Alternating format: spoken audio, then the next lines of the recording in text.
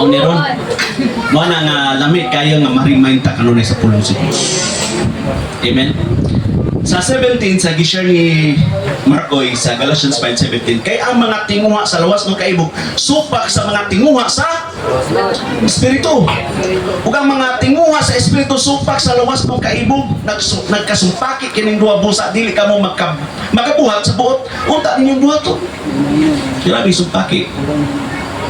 Mabitaw na nga kung maghunahuna lang ta kanunay sa atong unod. So ta mo dili gyud nato ma-experience ang giingon nga espirituhan nga kinabuhi. Mao na labing tinuod. Pero kung gusto nato nga ma-experience ang atong espirituhan nga bahin, kinahanglan ma-deny gyud nato ang gusto sa tulo. Di gyud ka makakaton anang pagpaubos kay kanang pagpaubos dili na trabaho sa unod, trabaho na sa espiritu. Di gyud ka makakaton sa pagigugma sa tao. Kay ngano ang pagigugma sa espiritu na nga bahin dili na sa unod. Unsa na sa atong unod kaiso? Mapahitason mo na natulog. Kung makita pa na nimo sa imong kinabuhi, sigurado gyud nga napaka naguban-uban sa puno.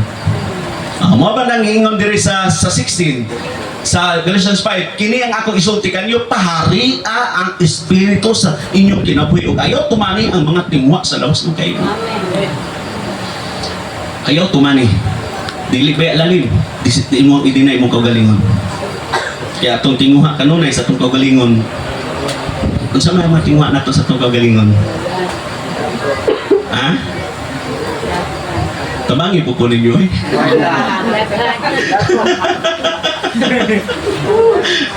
Dagan kayo, no? Pero wala ba yan ay problema basta kay kahimay, para mahimaya ang Ginoo dili atong kaugalingon. Sa 24 sa 24 sa Galatians 5 yapon. Gilansang na diha sa cross sa mga tao nga iya na ni Kristo Jesus ang mga tawhanong kailigon o mga lawas ng pangandoy. Kumusta inyong mga lawas ng pangandoy?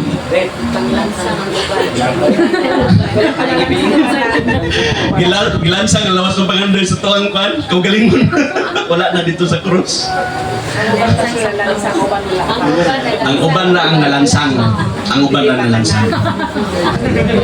Mabitaw na ako'y mapaminawan. Nindot naman ang trabaho. Naanay panalangin ay balay na masakyanan. Ano mo, layo pa yun. Mauna, usay ma-question ko ba? Na-question ako na. Nga naman yun. Sa ato pa, naninguha pa. Naninguha pa. Kaya kung may kontento lang, ay okay kayo. At least na rin nangalagad pa kayo sa Ginoo. Ay makukan, namit kayo nangalagad sa Ginoo. Amen? Pero mato ka sa gawas, di man po mag-isog bang yuka, mag-isog ulit ang pangalagad dito pa in English. Isugin tag in English dire nga dito. Nga isa pa sa pagplano sa pag-adto dito, trabaho biya gyud na. Amen. Sa 25 ang espiritu mo ay naghatag ka nato kinabubusa, paharion nato siya sa atong kinabuhi. Sa 26 kinahanglan dili kita magmapagarbuhon, magmasukanon ug magmasinahon sa usa-usa kay mao ni siya ang trabaho sa atong unod. Hallelujah. Amen. Sa Matthew 16:24, unya mingon si Jesus sa iyang mga tinunan, kung may tao nga buot mosunod ka nako, gusto ba mo mosunod ka ni Kristo? Amen. Amen. Kung may tao nga buot mosunod ka nako, dili niya palabihon ang iyang kaugalingon. Kung dili mosunod siya ka nako, bisan pa kun kamatayon ang iyang dangatan. Hallelujah. Bisan pa kamatayon ang iyong dangatan, kinahanglan mosunod ka sa Diyos. Amen. Usay lisod kayo, bugas pa lang ang nawala. Dili pa lang mabilan sa pagkaon, wala na, nausap yun. Pero diri bisan gani kamatayon kinahanglan yun, musunod yun sa Diyos. Actually, kani manggod nga pulong, kani nagpulong, paano ko din? Wala na yun magisgot sa imong unod ba? Wala na yun siya magisgot. Kaya kung magisgot ka kanunay sa unod, sa butang ka to kung i-share sa mga butang nga makita, dili ka makasabot sa pulong sa Ginoo. Mo tong i-share nako nga si Ginoong Jesucristo niingon nga ang mukhaon sa akong unod ug mainom sa akong dugo. Ang pagsabot sa kuan nalibog ang mga naminaw, wa kasabot kay ngano man nagtan-aw ra man sa mga physical nga bahin. Diyan si Ginoong Jesucristo nagtudlo man sa mga spiritual nga bahin. Amen. Mabasa nato na sa John 6:55. Kaya ang akong unod mao ang matuod nga pagkaon ug akong dugo mao ang matuod nga ilimnon. Sa 56, ang mukaon sa akong unod ug moinom sa akong dugo magpabilin dinhi kanako ako diha kaniya.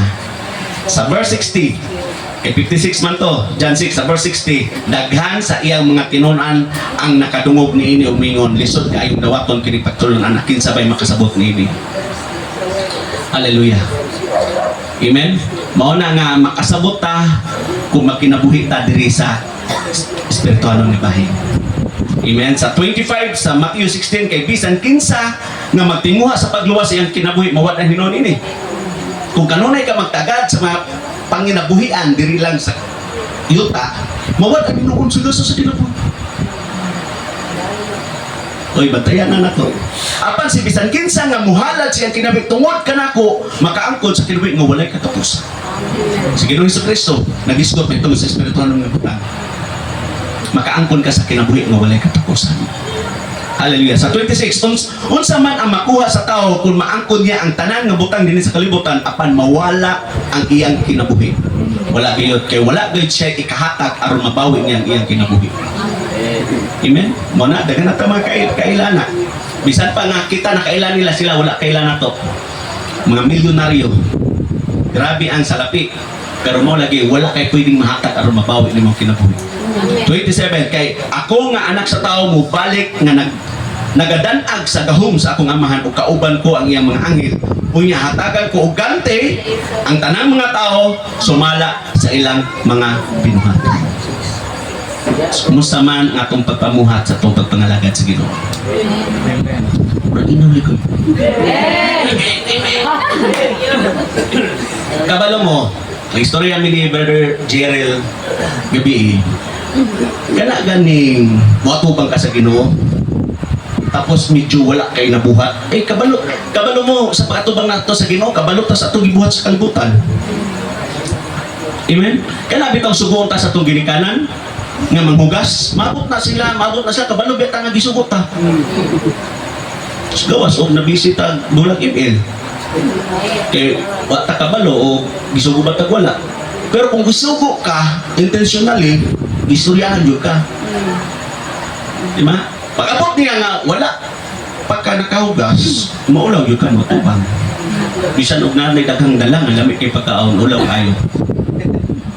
Amen. Ulaw biya kay di man kay kasab ano sa tuktukon. Mo biya nato mangurit ni gina beti ka. Maulaw.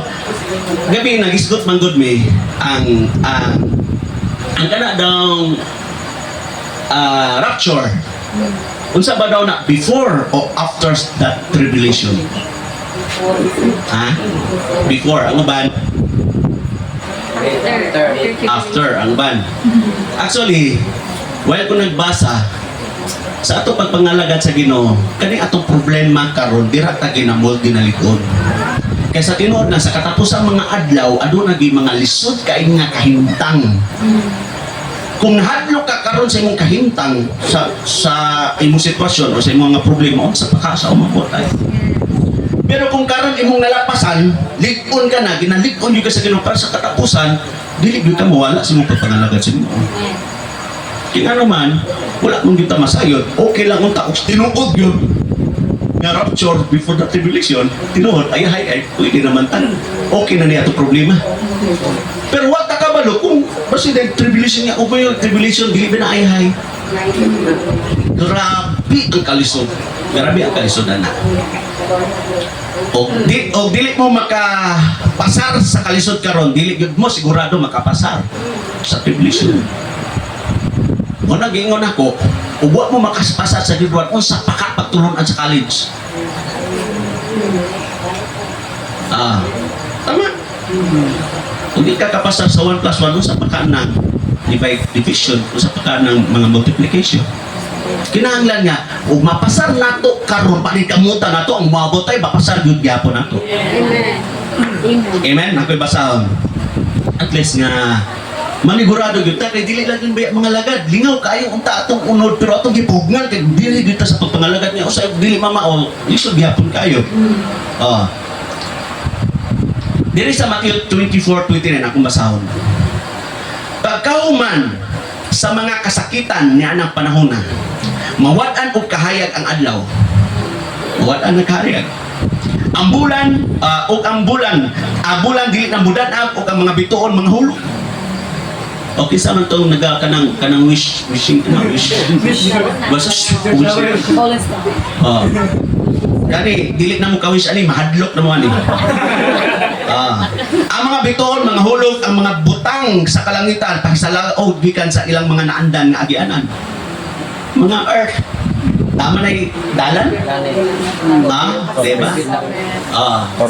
Wabot sa kaulihang nga adlaw, wala na siya magsubay. Pwede na magbangga. Problema ganito, magasgasan natong sakyan kay mabangga sa para ng mga kalibutan, mabangga. Sa 13, unya ako nga anak sa tao, makita nga nagabalik sa kalibutan gikan sa langit, ug ang tanang mga tao din sa kalibutan manghilak. Kung makita nila ako diya sa mga panganod nga muani uban sa gahom ug dakong himaya. Nay hilak ani sa kalipay, napoy hilak ani sa kadlok. 31, sa makusog nga tingog sa trompeta subuon ko ang akong mga anghel sa pagtigom sa akong mga pinili gikan sa tanang dapit sa kalibutan. Sa ato pag ang mga pinili tigumon sa gawon, kuhaon, dili kay tanan kay pinili raman sa to pagkaw sa mahitabo. Uy, pagkahuman sa mga kasakitan. Mo na nga ang ato lang ani mangandam lang kita kanunay. Ay mga problema, so tiyata mo sa tinod. Ay mga problema. Pero gamay ra na siya. Atong pangandaman ang mga dinako. Amen. There is Lucas 21:34. Busa bantayin ninyo ang inyong kaugalingon na dili mawili sa pagkinabuhi nga mapatuyangon. Say mawili kayo ta. Pero muna itong batayan. Sa paghubog o sa pagkabalaka sa inyong panginabuhi. Isa may mga nangabalaka sa inyong mga panginabuhi, itaas ang kamot. Murag ako raman. Kabalo man yung ko nga manaas man yung tatanan. Kinsa man yung tao, dili mga balaka ko ng tao. Pero yung diri nga, bantayan yun nato, itong kaugalingon nga dili ta mawili, labi na sa pagkabalaka sa panginabuhi. Kaya basin kalit lang mo, abot ka itong adlaw nga dili ka mo makabantay. Ug sa mo niya ka mo sa nalitagan. Nabisi kay tana, mo na nalitag na kay tagha ba, dili na gyud ta kagawas. Kabalo man ang mga nalitag. Diha na gyud sila kanunay, wa na gyud nahimo. Nalitagan naman. Nalitagan na sa kabalaka, nalitagan na sa panginabuhian. Nga wala biya kita masayod. Kano sa maabot, wa po ta masayod, kano sa mawala ang atuang kinabuhi. Kay sa kalit lang moabot kini sa tanan nga nagpuyo dinhi sa kalibutan. Sige lang sa Kristo. Pag abot ana, dili lang ang makabalo ang mga taga-Digos. Kung dili ang tanan o kalibutan, masayod siya ang pag-abot. O ang tanan manghila. Amen. 36, busa kanunay kamong mangandam. Grabe. Kisa may nangandam dire. Amen. Mangandam gyud ta kanunay. Na amin na himamat ni Brother Ismar atong Sabado, sila Brother Daniel. Himamat nila ang kuan, mga balaod. Gipahawa sila sulod sa balay, nalibog sila, gipasulod pa sila, nga karon gipahawa. Gipasulod sila, kay gibatihon man sila. Nga karon kay gipahawa na sila. Wa mo po. Di man gyud kuan kay balaod man gyud, balaod. Mao bitaw na nga ang pagsimba di man lang guna sa Sabado. Tibuok karon nga nakabalo ka sa kamaturan, taga-adlaw ang pagsimba. Ako sila ginay, ko sige lang. Karon nga inyo masabtan o pangkuanan ni mga verses may tungod sa balaod. Moto akong gigon nga usa ka rason nga wala gibutang ang pitsa sa Bible sa pag himugso ni Ginoong Hesukristo. Aron nga simbahon siya, taga-adlaw sa imong kinabuhi. Aron hinumduman siya, taga-adlaw sa imong kinabuhi. Kay kung gibutang ang pitsa, sa pitsa rakot mo siya hinumduman. Kita anak tay birthday. Kasi sa matang hinumdo sa birthday, sa ato ang pitsa, date na to. O mahinumdo ta na, ugma na doon akong birthday. Karon, gapon, hinumdo mo ko sa birthday. Kaya ano, wala gibutan sa Diyos para siya hinumduman taga-adlaw sa itong kinabuhi. Dili lang sa panahon sa Sabado. Sa 36, busa kanunay kamo mangandam o magampo nga kun mahitabo na kining tanan, may kalig-on kamo aron makaligawas kamo niini panghitabo o makatubang kamo nga dili. Unsa no? O makatubang kamo nga dili maulaw kanako nga anak sa tawo. Wow. Kung wala kayo nabuhat, sigurado yun, matubang ta nga maulaw. Mo na ingon nga pwedeng maulaw. Kaya naman, kita mismo, wala pa tagihok man, kabalo na ta. Kaya naman, kung maulaw ganit ta, kabalo kita nga na yung mga butang ipabuhat ang Diyos pero wala na ito nabuhat. Amen. Pero what's gani nga ang mga butang nga atong gibuhat, nagipabuhat sa Diyos diri sa yuta, ay hangop kay ta pagkakita nato, mura na kagakaso na yutag maayo ba? Pero gani og na kay kaulaw gani kabalo na gyud ka. Mao bitaw nga kanang mahukman dili naman gyud na siya mosyagit nga ani-ani wala na gyud rason kay ngano man pahinumduman na tanan ay mong gibuhat nga napakadiri sa iyo. Ato bang sa tanang pulong sa Ginoo? Amen. Na imong katapat kinahanglan makakatto na gyud ta sa pagdinay sa pagkagaling. Kinahanglan parion na gyud nato ang Dios sa atong kinabuhi. Mo na pagwas gani nga paharion nimo ang Dios mo kinabuhi pag may problema mo ismail na ka. Amen. Amen. Balo na ka mo dala sa problema. Dili na nato nga mao ni akong gusto nga mahitabo mao ni kay ano man kinahanglan naman gyud nato nga ang Ginoo na gyud. Ang buhat na gyud sa Ginoo ang gusto mahitabo. Amen. Sa ato papangalagad mo to ko ingon ninyo, wa man gyud ta gipasagdan sa Ginoo. Wala mong itong ipasagdan. Kinsa may ipasagdan nga wala kakaon pa mga paniyot to panihapon. Ako maging sayran tanan nangalagad karon naghinay-hinay nagdayot. Sobra-sobra na yun ang panalangin. Amen? Mo wala mo tagi pasagdan. Ayaw kayo niyo dawatan ang huna-huna ba nga dili maayo? Dawata ang mga butang nga gikan sa Dios. Amen? Kaya nga naman mo ng mga butanga nga budala nato dito sa kadaugan sa itong kinabuhi. Amen? Ang makalahutay, makatapat, mula hutay yun ta. Kabalo mo unsay sekreto nga makalahutay? Ha? Kung unsa inyong gugma kaniadto sa pag-ilan nyo kag Ginoong Hesukristo, kinahanglan mao gyapon to hangtod sa katapusan. Amen? Kung hangop kay ka, karon hangop kay ka, kinahanglan taga-adlaw sa mong kinabuhi, hangop gyud ka sa Ginoo. Kung hangop ganit sa Ginoo, ampo kita basag kita sa pulong sa Ginoo, kay hangop magayo ta. Amen? Di mo pwedeng hangop kay ka, pwedeng dili ta makita. Nabi hangop nga pwedeng di makita. Amen? Pero kani ato ang panatigom karon, mo man napailan ning hangop gyud kay ta sa Ginoo. Amen? Plakpakan atong Ginoo. Ako gani magkusa sa pagtindog. Amen. Hallelujah. So before ta mag-close in prayer, nga pa'y mga prayer request tabangan nato sa pag-ampo karong gabi. Hallelujah. Si Amen. Ang Alsola family no, ang papa ni Giselle. Ni simba biya to gahapon no, atong iampo nga magkanunayon gyud nga madawat gyud niya ang wala na.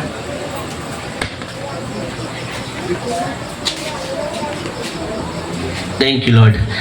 Atong iapo ang kaluwasan sa Alsola family, no? Si Rose Catalan family o ang yuta, transaction sa yuta nga okay gyud ang tanan. Amen. Papa ug mama. Ang mama ni ko natong yapong padayon sa pag-ampo ha. Oy kaning mga pag-ampo ha dili lang ni panahon nga atong himuon karon. Yes. No, pag-abot ato sa balay unsa atong mga gi-prayer request ato gyud pong pangayoon. Dili ta mo undang ug dili ni mahitabo sa atong kinabuhi. Amen. So ang mama ni Sis Lily atong iampo nga ang kumpletong kaayuhan o Undoy family sa iyang papa ha at sa mama. Okay. Mga iyaan po. Tanan yun, pamilya, no? Kinsa pa? Di man itong mga pre-request ha? Bana, Pastor. Amen.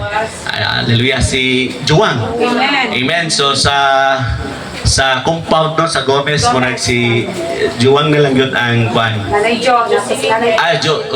Si Jocelyn Daypon. Amen. Ato silang iapo nga at least ato gyud sila madala diha sa Ginoo.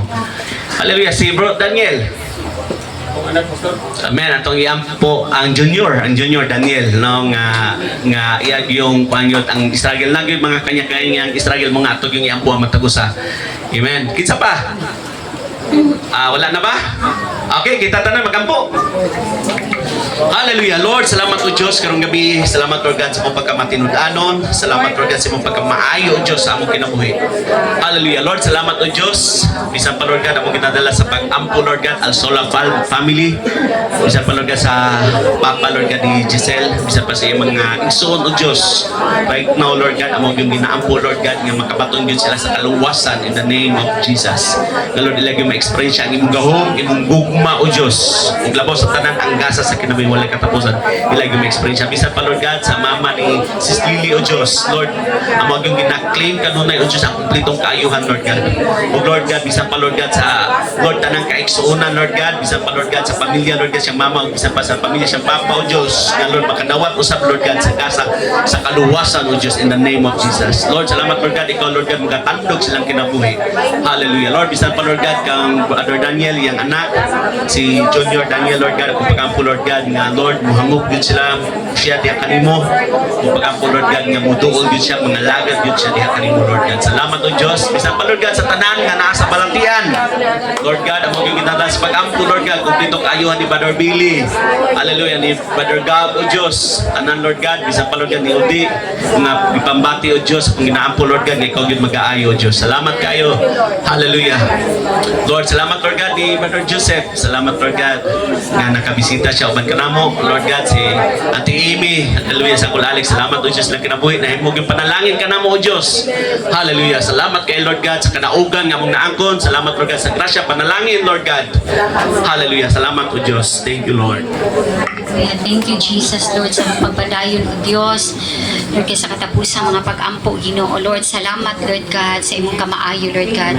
Salamat, Lord, na kanunay ka, Ginoo, nagapahimangno, naga-remind, Lord God, nagatudlo ka na mo, Lord God. Lord, kung kinahanglan gud ni Ginoo na mabadlungan, be it, Lord God, kay para magyud na sa kaayuhan, o Diyos. Salamat, Lord, na ang pulong, o Diyos, nag-remind ka na mo, Ginoo, na Lord, dili gyud namo ipaswabi, ipalabi o mahimong madinaugon ang amo ang tawhanon, Ginoo. Lord, salamat Lord God na makakaton gid mi, Ginoo. Lord God sa karakter, Ginoo, sa balaang espiritu, Ginoo. Himua Lord na ang pruta sa balaang espiritu, Ginoo, magmanifest, Ginoo, sa among kinabuhi, Lord God, every now and then. O Dios, kay tinguha namo, Ginoo, na ikaw mag-uban ka namo, tinguha namo, Ginoo, imong presensya, mao'y mulid ka namo, Lord God, controlled by you, Holy Spirit. Lord, na pariha, Ginoo, sa John, Lord God, ingon ni John, Lord God, more of Him and less of us. Lord, we are hunger for more of you, Lord God. We are thirsty for more of you. Lord, sa tinuod gyud o Dios, gusto gyud namo Lord God na ikaw mahimong madinaugon sa among kinabuhi, Lord. Yes, truly Lord, naa pa mi diri sa kalibutan. Grabe pa ang battle namo, Ginoo, sa flesh, Ginoo. Pero Lord, ningon kasi mong pulong sa Efeso 6:12, Lord God, our struggle, Lord God, dili ang sa tawhanon, dili Lord God sa lawas nun, Lord God, kundi Lord amo aning idangop di sa espirituhanon, Lord God. Kay tungod Lord, gusto sa yawa, Ginoo, na dominahan, Ginoo, ang amo ang flesh, Lord God. Gusto niya maulawan mi, gusto niya na mapukan mi. Pero Lord, kami, Ginoo, nagmatngon na o Dios. O Lord, ang among kinabuhi diri, Lord God, mintas buhi pa mi, Lord God, battle gyud, Ginoo. Mao nang gikinahanglan namo ang imong pulong, mao ang among pundasyon na mahimo mi ma-establish, Ginoo, sa imong pulong, Lord God. Kay tungod, Lord God, ang away, Ginoo, diha sa spiritual realm, Ginoo.